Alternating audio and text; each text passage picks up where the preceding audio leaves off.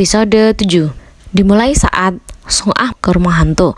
Gyun-woo menyusul masuk. Pintu terkunci. Di dalam, roh jahat merasuki tubuh Gyun-woo. Setiap kali dia menyentuh Gyun-woo, ternyata wujud asli Gyun-woo ada di dalam tubuhnya. Tetapi ketika Song Ah tidak bersentuhan dengan Gyun-woo, maka yang ada di dalam tubuh Gyun-woo adalah si roh jahat.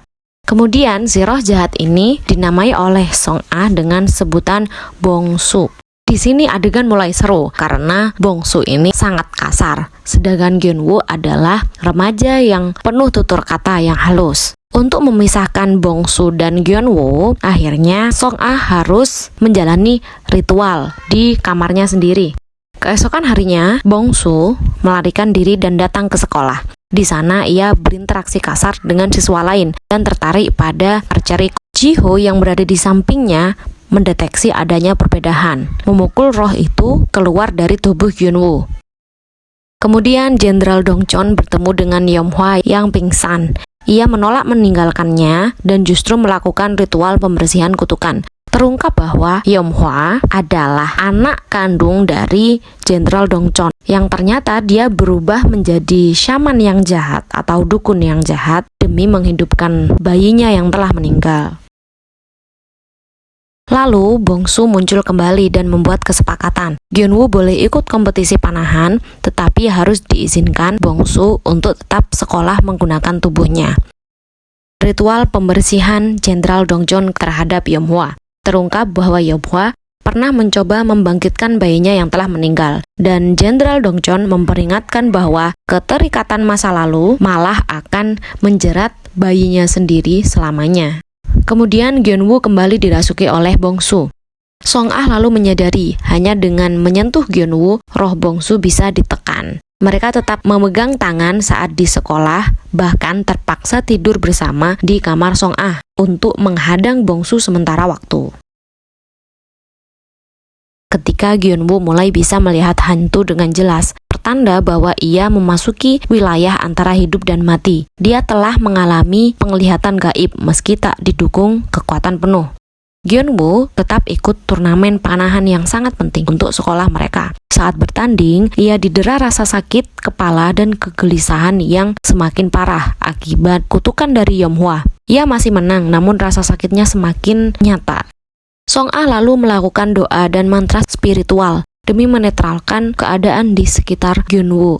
Song Ah membantu Gyun-woo untuk tetap fokus dan memenangkan kompetisi, tapi kutukan tidak sepenuhnya hilang. Yeom-hwa tertangkap melakukan ritual penyatuan roh antara Bong-su dengan Gyun-woo sendiri. Jenderal Dong-chon mengetahui dan mengecamnya. Yeom-hwa mengakui keinginannya menggabungkan Bong-su demi kekuatan untuk Yeom-hwa sendiri.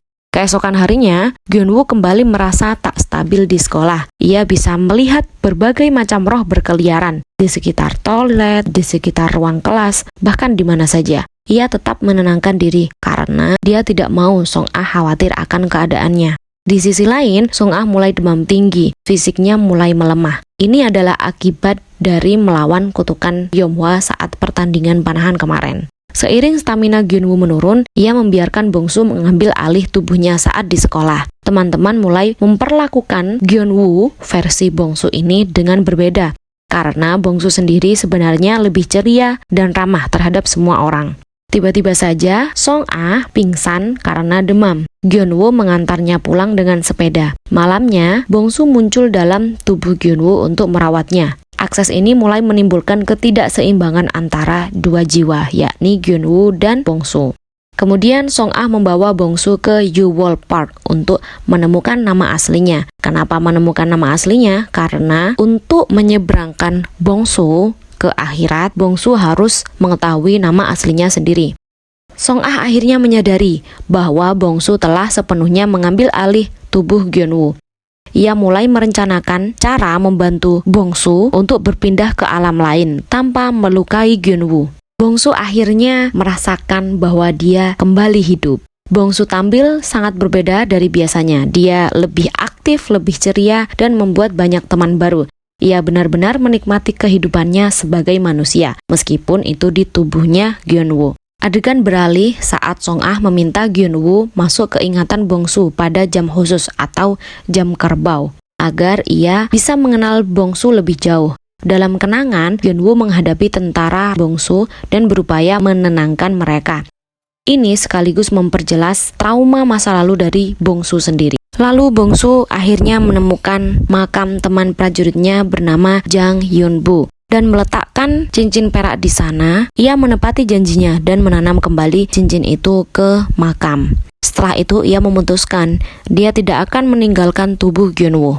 Ji-ho yang tidak suka dengan Bongsu akhirnya mendapatkan bantuan dari Yom-hwa bahwa kalau Pyo Ji-ho ingin Song Ah dan Gyun-woo tetap selamat, Yom-hwa bilang pada Ji-ho bahwa ia harus memberikan cincin perak Bongsu. Akhirnya Ji-ho kembali ke taman dan menggali cincin perak di sana. Lalu Ji-ho memberi cincin perak kepada Yom-hwa. Saat ritual pembebasan dimulai, Yom-hwa menghancurkan cincin perak itu lalu memanggil malaikat pencabut nyawa. Bongsu langsung menyerukan kematian bagi Yom-hwa agar Yom-hwa sendiri dicabut nyawanya oleh Grim Reaper atau malaikat pencabut nyawa. Namun ternyata Grim Reaper atau si malaikat pencabut nyawa ini tidak ke Yom-hwa karena Yom-hwa sudah mempunyai jimat pelindung dari Jenderal Dongchon. Alih-alih ke Yom-hwa, ternyata malaikat pencabut nyawa datang ke Jenderal Dongchon dan mengambil nyawanya sebagai ganti untuk menyelamatkan Song Ah, Gyun-woo, dan juga Yom-hwa. Saat kematian Jenderal Dongchon, semuanya terpukul. Song Ah pun ikut terpukul. Dia mengumpulkan kekuatan dan berjanji untuk melindungi Yom-hwa atau anak kandung dari Jenderal Dongchon. Sebagai info juga, ternyata Song Ah ini bukan anak kandung dari Jenderal Dongchon, melainkan dia adalah anak yang diambil oleh Jenderal Dongchon saat dia masih kecil. Kemudian scene beralih, Song Ah mengundang Gyun-woo ke sebuah taman yang memiliki tujuan sebenarnya agar memancing roh Bongsu keluar dari tubuh Gyun-woo. Sepanjang kegiatan, suasana terasa hangat tapi ada ketegangan spiritual yang menunggu. Akhirnya Song Ah berhasil mengeluarkan Bongsu dari tubuh Gyun-woo. Setelah roh itu keluar, Song Ah tiba-tiba menghilang dari hadapan Gyun-woo tanpa penjelasan apapun. Ia hilang selama berbulan-bulan, bahkan bertahun-tahun setelah ritual itu. Lalu adegan melompat ke beberapa tahun ke depan. Gyun-woo kini menjadi pemanah nasional. Dia mempunyai prestasi yang sangat besar dan mendapatkan banyak sekali medali. Tetapi di sela-sela itu, ia tetap mencari Song Ah. Ia belum menyerah. Setiap malam, dia terus mencari Song Ah. Meski dia tetap kehilangan dan tersiksa karena Song Ah tidak ada.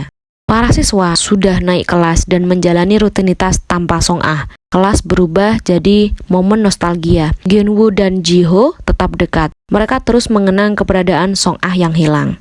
Di sela-sela itu, Gyun-woo berusaha melacak keberadaan Song Ah melalui jaringan para roh.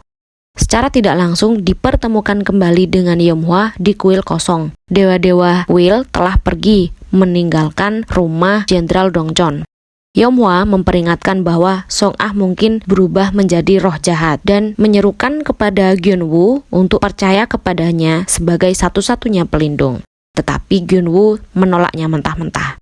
Gyun-woo yang tengah mencari Song Ah akhirnya ke rumah Master Bunga.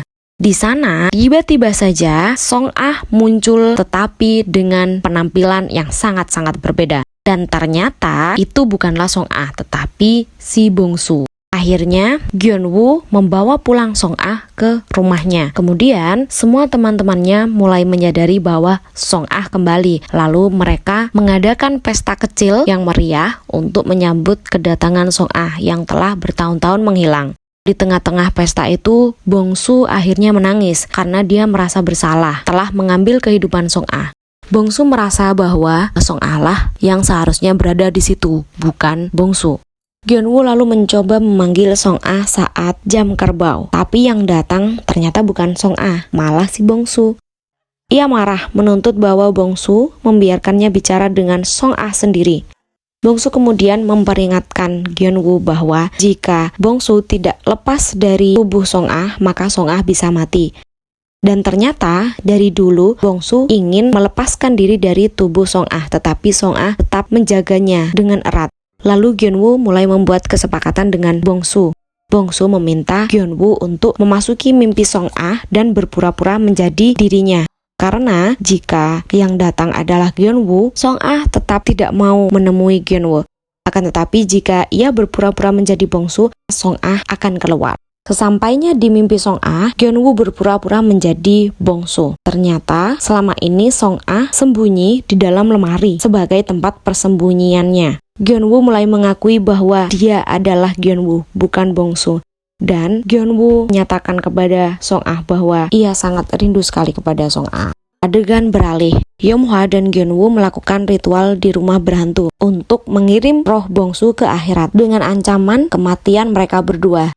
Tetapi bisa jadi Gyunwoo tetap akan terkena akibatnya. Namun Master Bunga dan beberapa syaman lain berusaha menghentikan ritual tersebut tepat sebelum semuanya menjadi tragis. Akan tetapi, kekuatan Master Bunga tidak sekuat Song-ah saat menjadi dukun ataupun tidak sebesar kekuatan Jenderal Dongchon. Dan Master Bunga kewalahan saat mencoba menyelamatkan Gyunwoo dan juga Yeonhwa. Song-ah menerima surat dari Yeonhwa sebelum semuanya berubah. Ia menemui dewa di kuil atau di rumah ibunya, Jenderal Dongchon, dan memanggil para dewa-dewa dengan menangis. Akhirnya, Jenderal Dongchon membantunya bersama dewa-dewa yang lainnya. Dengan kekuatan baru sebagai mudang atau sebagai dukun sejati, Song-ah akhirnya membuka pintu rumah berhantu, menyelamatkan Yeonhwa, Gyunwoo, dan juga menyelamatkan Bongsu. Ia meminta nama aslinya untuk membebaskannya. Terungkap bahwa nama Bongsu adalah Jang Hyunbu. Bongsu melakukan ritual kepergiannya dengan tersenyum. Di akhir film, Gyunwoo menjadi pemanah tingkat nasional. Song-ah kembali menjalani perannya sebagai syaman atau sebagai dukun, membantu roh-roh untuk menyeberang ke akhirat. Kemudian selesai and happy ending. Oke guys, cukup sekian untuk hari ini. Bagaimana menurut kalian tentang drama Head Over Heels kali ini? Apakah seru atau menurut kalian malah tidak? Coba komen di bawah ya. Dan jika kalian ingin rekomendasi review drama atau film-film tertentu, komen di bawah. See you guys next.